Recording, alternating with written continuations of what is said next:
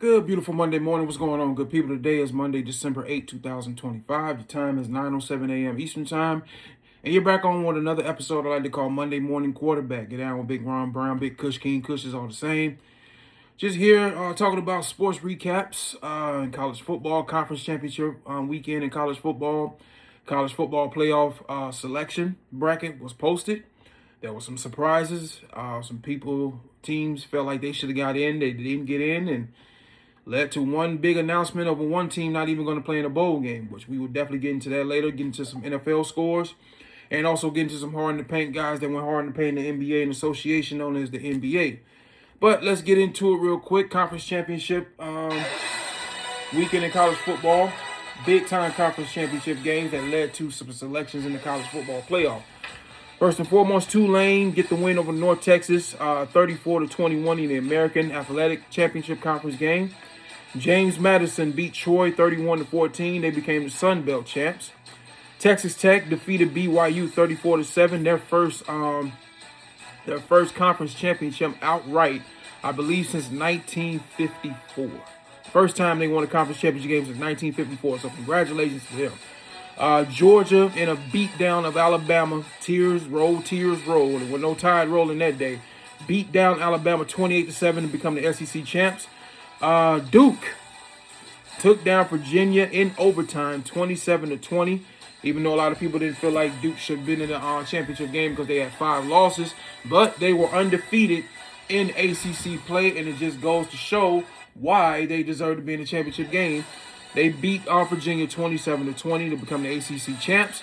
I believe it was their first ACC title since the 80s, if I'm not mistaken. And Indiana in the Big Ten championship game defeated the Ohio State Buckeyes in a slugfest, 13-10. And if I'm not mistaken, they said this was Indiana's first Big Ten championship in college football since 1945. Something like that. So I like to see that when you have teams that have never won or they haven't won in a long time and they finally get over the hump, because Indiana, we all know, is a basketball school. But lately, what that head coach has done in Indiana, man, to turn that program around and to get a win like that over Ohio State is huge to become conference champs. And because of that, Indiana Hoosiers, football team, not the basketball team, football team, is now the number 1 seed in the college football playoff bracket. Selection was made at 12 o'clock noon Eastern Time on ESPN yesterday. Indiana is the number 1 seed. Number 2 seed is the Ohio State Buckeyes. Number 3 seed is the Georgia Bulldogs. And the number 4 seed is the Texas Tech Red Raiders. So, first round of the playoffs, which will begin on December 19th. You have James Madison will travel to Eugene to take on the Oregon Ducks. You have the Alabama Crimson Tide will travel to Norman, Oklahoma to take on the Sooners in Oklahoma. You have the Tulane Green Wave will travel up North I-55 to take on Ole Miss and the Ole Miss Rebels in Oxford. And Miami Hurricanes, that's right. Miami Hurricanes, first time being in the college football playoff, will travel to College Station, Texas to take on the Texas A&M Aggies in College Station. That's your bracket. That's the result. Certain teams, their fan base felt like they should have got in and they were left out. One in particular, the Notre Dame Fighting Irish. They felt like they should have been in the college football playoff. I don't know who they felt like they should have got in over, but a lot of people felt like Alabama, they had 3 losses and they lost the SEC championship game, they should not have been allowed in the playoff. But a lot of people felt like Notre Dame should have been in the playoff, but they were left out. Mayo Acho, I believe that's Acho, said it. Listen, it's not the first time that good teams have been left out of the college football playoff, and it won't be the last time. But the fact that they were left out of the college football playoffs, so they decided they're not going to play in any bowl games, period. That sets a bad precedence. That's just not good. You don't do that because seniors that would have had a chance to play one last college game, they're not going to get that chance to do that. The teams that are underclassmen, they're not going to be able to put anything on film to show one last time in a bowl game which is why you play college football, is because you want to get to, if you can't get to the college football playoff, you at least want to get to a bowl game and win that, because we all know the bottom line is that's money for everyone, especially if you win the bowl game, depending on what the bowl game is. Just going to a bowl game, that's millions of dollars. We all know that. So winning one is huge. And the committee is going to look at this. They're going to remember in the future that because you didn't get your way and wasn't in the college football playoff, you're not going to play in any bowl games. They're going to remember that, and they're going to keep that in mind the next time, next season and the seasons to come. If you don't get your way, that you're going to pout and take your ball and go home. Basically, bottom line, Notre Dame, join a conference. It's almost 20. We're going into, this year is over with, and we're getting ready to go into 2026 in a few weeks. Join a conference, because you being independent and the gold medal, gold helmet mystique, it's not swaying anybody. It's not determining whether you're going to get in because you're Notre Dame and we're the big bad fighting Irish and we wear gold helmets and we're on NBC every weekend. It's not swaying anybody anymore. You know, you don't deserve, sometimes you haven't won a national championship game. You haven't won a national title since 1988. I was 5. Your current head coach, Freeman, I believe he was probably 2 or 3 years old. He was in diapers. So you haven't won a champion. You have not won a national title since 1988. It's almost 40 years ago. So the fact that their fan base feels like that they got shafted, or they feel like they deserve to get in the college football playoff, with the recent success that Alabama has had, they feel like a stronger team from the SEC, even though they got 3 losses, is going to put on a better show than Notre Dame would. But join a conference. It's almost 2026. Being independent is not, no. You're gonna have to join a conference. You're in Indiana. Join the Big Ten. Join the Big Ten. Join a conference and come on into the new millennium. Well, the millennium is 26 years old, almost 26 years old now. So yeah, it's gonna be. But the being independent and the gold helmet mystique and all of that, that's not gonna sway anybody. It's not gonna make anybody choose you because you're Notre Dame. You haven't won a title in almost 40 years. It is what it is. But that's just my opinion. That's just my thoughts. The bracket is set. College football playoff. The first round begins December 19th and December 20th. Those are the 12 teams. The teams that have the bye weeks are Texas Tech, Indiana, Georgia, and Ohio State. So looking forward to it. You got the Army-Navy game coming up this weekend, so definitely looking forward to that. Also, they will be announcing the Heisman Trophy winner next weekend. So yeah, kids are probably getting ready for finals, Army-Navy game, Heisman Trophy winner, and then the following week you're getting into the college football playoff. So I am very happy for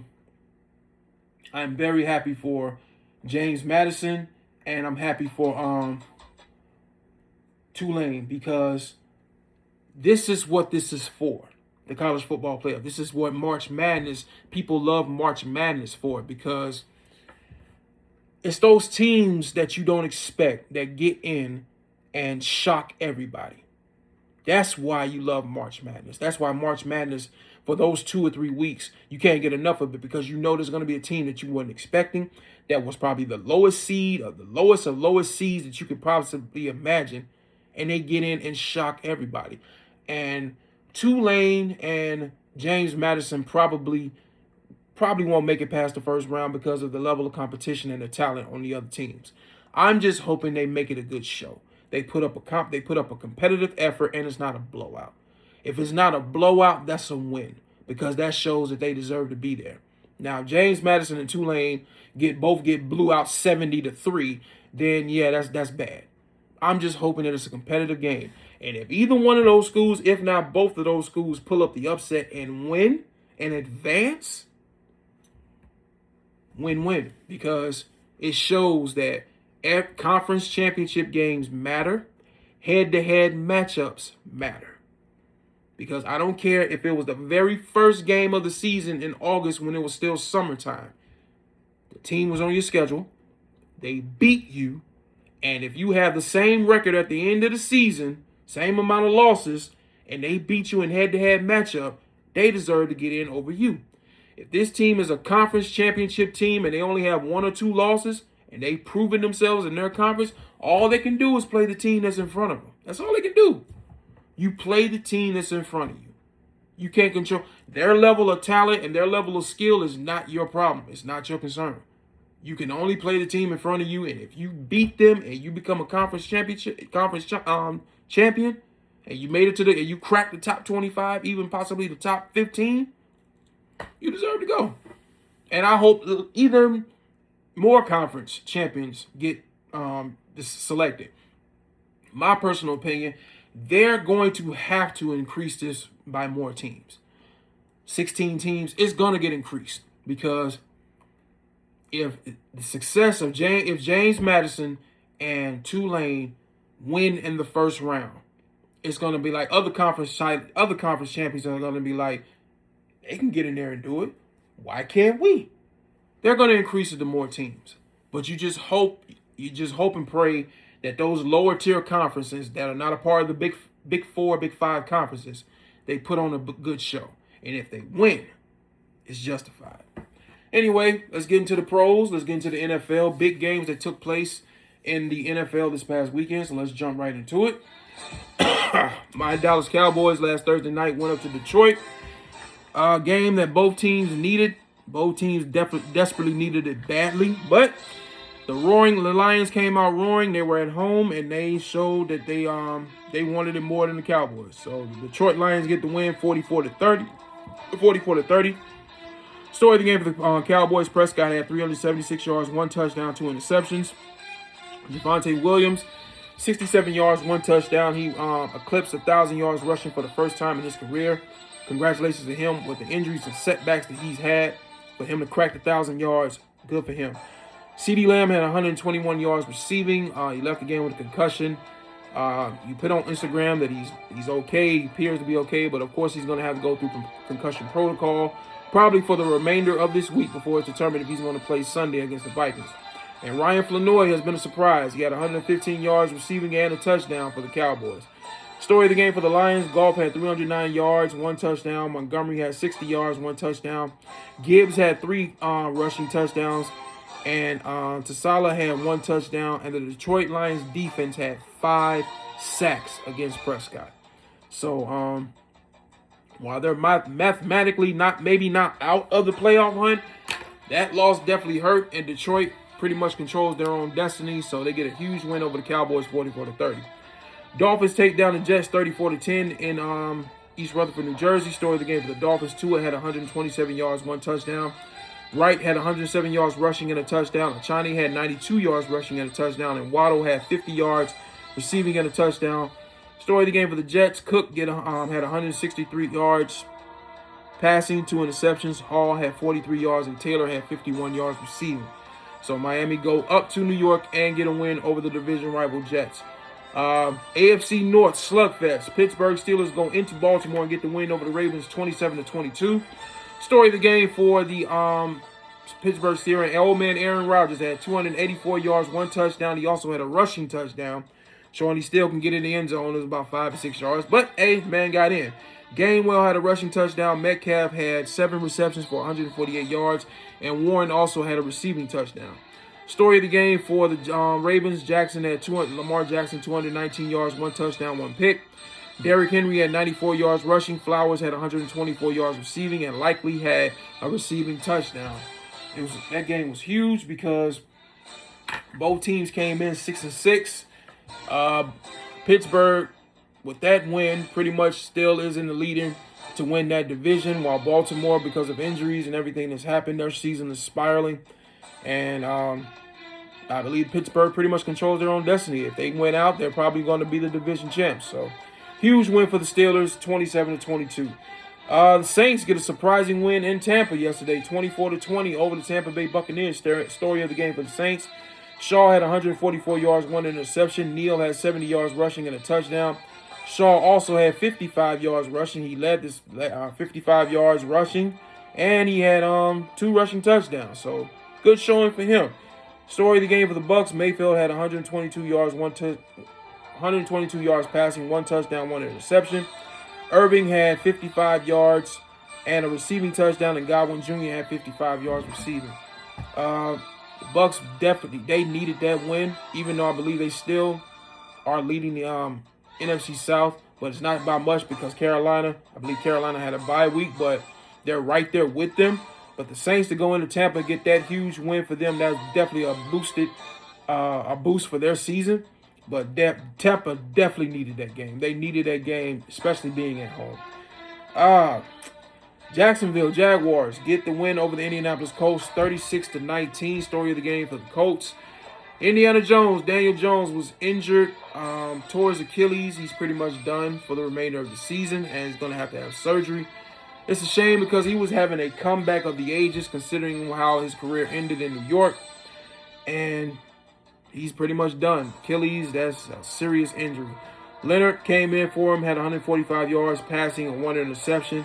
Jonathan Taylor had 74 yards rushing and 1 touchdown, and Pierce had 80 yards receiving. Story of the game for the Jaguars, Lawrence had 244 yards, 2 touchdowns. Etienne Jr. had 74 yards and 2 rushing touchdowns.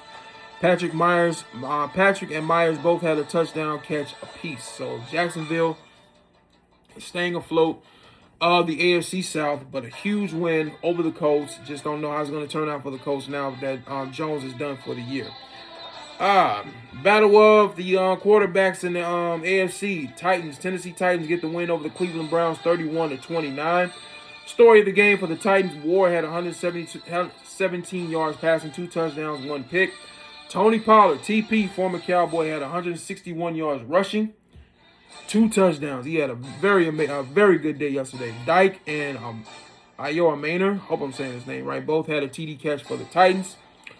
Story of the game for the Browns, Shedeur Sanders was a one-man wrecking crew, doing it all with his arm and his legs. 364 yards passing, 3 touchdowns, 1 interception. He also had 29 yards rushing and a rushing touchdown. Fannin Jr. had 114 yards and a touchdown. Jerry Jeudy and Njoku both had touchdown catches apiece. I'm going to say this. The Cleveland Browns, you played yourself this year. Playing politics, playing games. I don't know if it's the owner or the general manager or if it was not both.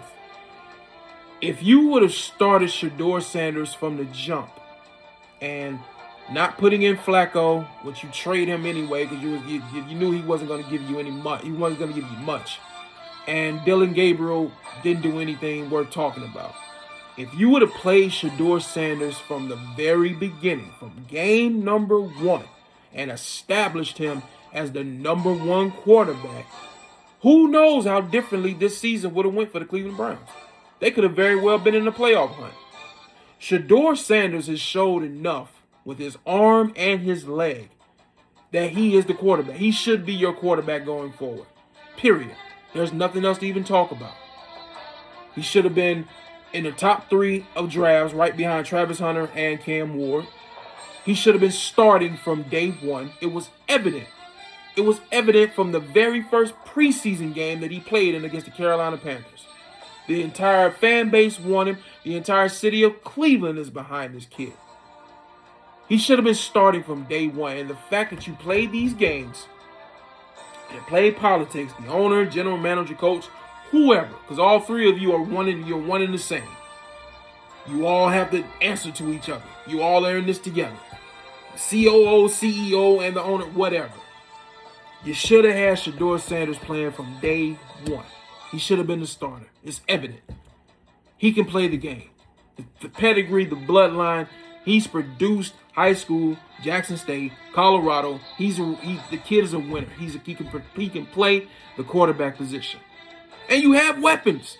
You have Jerry Jeudy. You have Njoku at tight end. You have the kid Judkins at running back. Myles Garrett is playing out of his mind. Who knows if you would have started Shedeur Sanders from day 1, how this season could have turned out. You could very well have been playing for a playoff position, and the AFC North is no one's running away with that division. You could have very well been in the hunt for the division title. Deshaun Watson, you don't even know what you're going to get from him anymore, if he's going to be healthy enough to continue his career. You don't know if he's ever going to be like he was his early years in Houston. That's $200+ million, and you've got nothing to show for it. Stop playing these games. Build around Shedeur Sanders. I tell you what, trade him or release him and let him go to another team and watch what he does. It'll be another slap in the face to the Cleveland Brown fan base because they are loyal and they are a good fan base. And they deserve somebody like Shedeur. Stop playing these games. He needs to be your quarterback going forward. Period. Let me get back. Minnesota Vikings beat down the Washington Commanders in Minnesota 31-0. Jaden Daniels came back for the Commanders, but it didn't mean anything. He had 78 yards passing, one interception that was pulled in the third quarter, I guess for his own health and for his own good. Rodriguez Jr. had 52 yards, and McLaurin had 41 yards. That's pretty much it for the Commanders yesterday. McCarthy had 163 yards and a touchdown. Jones had 76 yards. Mason had a rushing touchdown, and Oliver had 2 TD catches, and Hockenson had 31 had a touchdown catch also. So Vikings get a huge win at home, 31-0. Seattle comes across the country to the ATL and gets a huge win, 37-9 over the Atlanta Falcons. Story of the game: Sam Darnold had 249 yards, 3 touchdowns, and 1 pick. Charbonnet had 46 yards. Smith and Jigba had 92 yards and 2 touchdowns, and Kupp had a TD catch as well. Story of the game for the Falcons: Cousins had 162 yards and 2 interceptions. Robinson had 86 yards rushing. Pitts Sr. had 90 yards receiving. So Seattle gets a huge win in Atlanta, 37-9. In the game in the Winter Wonderland in Buffalo, the Bills get a win over the Cincinnati Bengals, 39-34. Story of the game: Burrow had 284 yards, 4 touchdowns, 2 interceptions. Higgins had 92 yards and 2 touchdowns, and Gesicki, I hope I'm saying his name right, he had 86 yards and a touchdown. Josh Allen had 251 yards and 3 touchdowns. Cook, the third, had 80 yards rushing. Kincaid, Shakir, and Halls all had a touchdown catch apiece. So I thought Cincinnati was going to come in there and get a shocking win, but Buffalo said, you know what? Nope. Because we're trying to keep up with the Patriots in the AFC East. So they get a huge win in the snow in Buffalo. As December, that's what it does in Buffalo. It was snowing. It was very cold. Broncos get a win in Vegas against the Raiders, 24-17. Story of the game for the Broncos: Knicks had 212 yards rushing, 212 yards passing, and a rushing touchdown. Harvey had 75 yards rushing and a touchdown. Sutton had 62 yards. Sims had a punt return for a touchdown for the Broncos. Story of the game for the Raiders: Geno Smith had 116 yards and a touchdown. Pickett also came in and had 67 yards passing and a touchdown. Bowers, 46 yards and a touchdown. Jackson, 25-yard touchdown catch for the Raiders. Broncos, I believe, have won 10 straight games. They are leading the AFC West, and looks like they're going to be the division winner in the AFC West for the first time, because I'll get to that in the nightcap, but it looks like the Chiefs' run of being the AFC West champs is over. The Rams get a huge win over the Cardinals in Arizona, 45-17. Story of the game for the Rams: Stafford had 281 yards, 3 touchdowns. Corum had 128 yards and 2 touchdowns. And Nakua, that man is bad. He is a bad receiver. 167 yards, 2 touchdowns. And Parkinson also had a touchdown catch for the Rams. Story of the game for the Cardinals: Brissett, 271 yards, 2 touchdowns, and 1 interception. He also had 22 yards rushing. Wilson had 11 catches for 142 yards and 2 touchdowns. So the Rams keep their winning season rolling, 45-17. And the America's Game of the Week on Fox in a frigid Lambeau Field, the Green Bay Packers get the win over the Chicago Bears, 28-21. They are now first place in the entire NFC with that win. The Bears were in first place, but now they dropped to the 7th place because of that loss. Story of the game for the Bears: Williams had 186 yards, 2 touchdowns, and 1 interception. Swift had 63 yards rushing. Loveland and Zacchaeus both had touchdown catches. Story of the game for the Packers: Jordan Love, 234 yards, 3 touchdowns, and 1 pick. Jacobs had 86 yards rushing and a touchdown. Watson, 89 yards and 2 touchdowns. And Melton had a 45-yard touchdown also. So Good to see Watson come back after that injury and is playing the way he's playing. The Bears now, they meet again in 2 weeks in Chicago on the 20th, I think, which is a Saturday. So the Green Bay, they'll play again in less than 2 weeks. So, but the Packers get a huge win over the oldest rivalry in the NFL, 28-21 over the Bears. And in the nightcap, Houston Texans come into Arrowhead and get a huge win, 20-10 over the Chiefs. C.J. Stroud coming back, 203 yards passing, 1 touchdown. I hope I'm saying his name right, but I know I'm pretty much going to butcher it. Ogunbowale had a rushing touchdown. Nico Collins had 121 yards. And Marks had a TD catch. Story of the game for the Chiefs. It was not good for Mahomes. 160 yards, 3 interceptions. Hunt had a rushing touchdown. Worthy had 55 yards receiving. Because of that loss, which drops Kansas City to 6-7 on the year, they're not going to win the AFC West. They're not going to be the division champs, which is going to break that streak. And I don't know if they're going to be able to get in the playoffs because there are a lot of strong teams ahead of them right now. So the era of Mahomes, Reed, Kelsey, Chris Jones, that era of the Chiefs may be coming to an end. That may be over with. Mahomes is only 30, so I still think he's going to be there for a while. I think Andy Reid is going to be there for a while. But this version of the Chiefs, like I said, with their big 3, big 4, with Kelsey and Chris Jones, that may be coming to an end. And it's sad because they've been on quite a run for the last 7 or 8 years. But most runs have to come to an end. Injuries and people moving on and changing of the guard. But for the Texans, they stayed right there with the Jaguars in the AFC South with a huge win. And the Texans are coming on strong at the right time. So they go into Arrowhead and get a huge win, 20-10 over the Kansas City Chiefs. Monday night preview. Eagles flying to the West Coast to take on the Chargers in L.A. Both teams, if I'm not mistaken, are 8-4. Justin Herbert has surgery on his non-throwing hand. He's been in a cast, but I think he's still going to play. Eagles definitely need this win because they lost 2 straight to the Cowboys and to the Bears. So it's been 10 days since they played. They last played on Black Friday. So they want to get that taste out of their mouth and get a win over the Chargers in L.A. I do believe that the Eagles will get the win tonight because they needed one bad.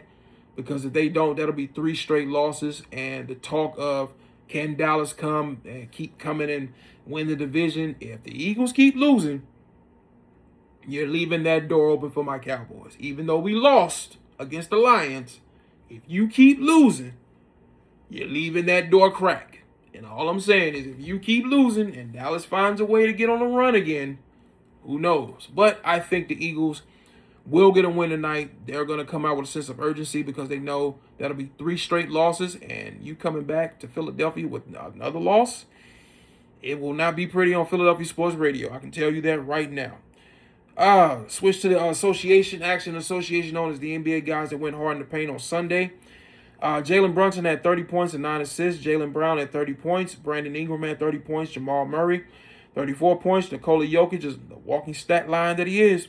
28 points, 9 rebounds, and 11 assists.